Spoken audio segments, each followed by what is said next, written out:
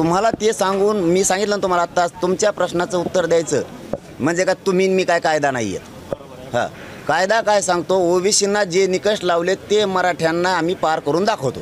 त्यांना जर तुमच्याच प्रश्नाचं उत्तर देतोय, मला कळतंय तुम्हाला काय विचारायचं आहे. जर व्यवसायाच्या आधारावर ओबीसींना दिलं असेल, कुणबींना दिलं असेल व्यवसायाच्या आधारावर, तर आमचा व्यवसाय काय,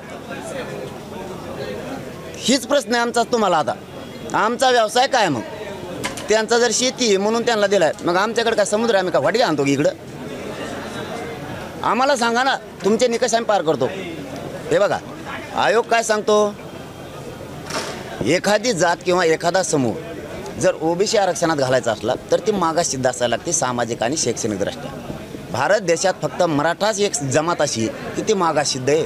10% आत्ता, मागं 13, त्याच्या अगोदर 16% आरक्षण ज्या ज्या वेळी दिलं होतं. कोणची जात मागास सिद्ध केली ओबीसी आरक्षणात घातलेली? द्या ना मला उत्तर. मंडल कमिशननं कोणची जात मागास सिद्ध केली? कोणत्या जातीची जनगणना केली? कोणची ओबीसीची यादी तयार केली? 3 कामापैकी कोणचं केलं?